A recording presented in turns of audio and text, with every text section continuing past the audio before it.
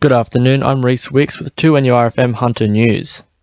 The Fair Work Commission's been accused of turning its back on low-income earners following a decision to increase the minimum wage by 2.5%. It comes as the body faces scrutiny from all angles, rejecting a union push for $27 more weekly and ignoring calls from business groups to cap the increase at $5.70, instead approving a $16 a week rise. But Newcastle Trades Hall Secretary Daniel Wallace says it won't be enough to fast-track the economy. We don't think it's enough of what's needed to kickstart the economy. I think confidence has been down with a lot of job losses for the last couple of years, and it's about making sure that people are confident to go out and start spending. That's what the issue is. Emergency crews have issued a warning to hunter hikers on the back of several bushland rescues around the region in recent weeks. It's after a man was brought to safety, suffering severe hypothermia yesterday, following 4 nights stranded in freezing conditions at the Wattagans National Park near Currumbong. Rescue helicopter crewman Glenn Ramplin says people need to plan ahead for the winter months. Clothing is definitely a must, and make sure that you've got thermals and sleeping wear. Make sure you've got a really good sleeping bag that can go into minus temperature conditions. Also, shelter, have good tent and stuff like that if you're actually going into camping, and make sure you've got plenty of food and water. Just so that they can put all the details down on a website.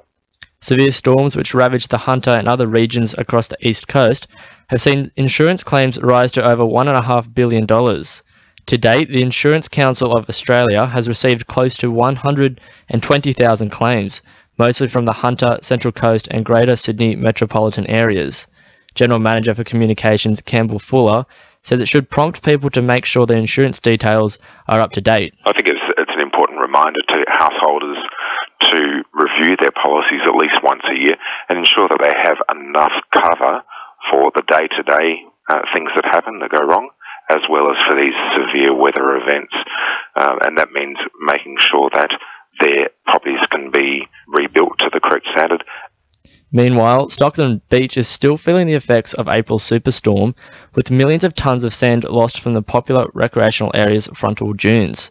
It's estimated up to 15 metres have been stripped off the face of the beach, preventing vehicle access in some parts, including Lavis Lane and Gun Road.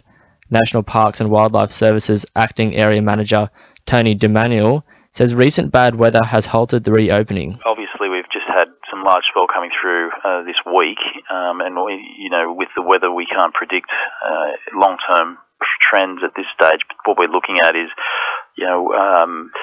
monitoring it on a daily basis, and as soon as the beach is safe for people to get in and out, it will be open.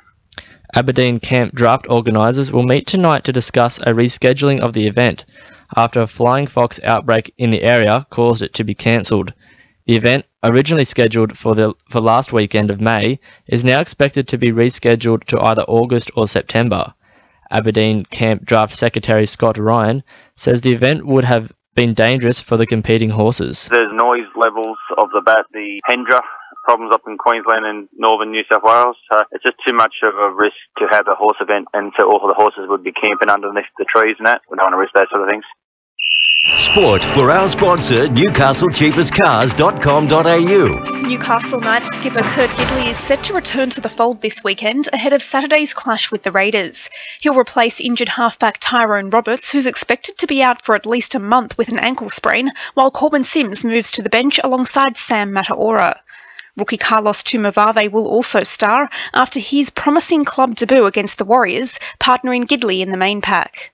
Prop Cade Snowden is also set to rejoin the action, while young gun Jack Stockwell again covers for an injured Jeremy Smith at lock. Former Jets goalkeeper coach Bob Kaplan insists he'll be pushing to return to his post now the club's safely in the hands of the FFA. It comes a year after he was told to clear the decks, with Phil Stubbins brought in at the helm.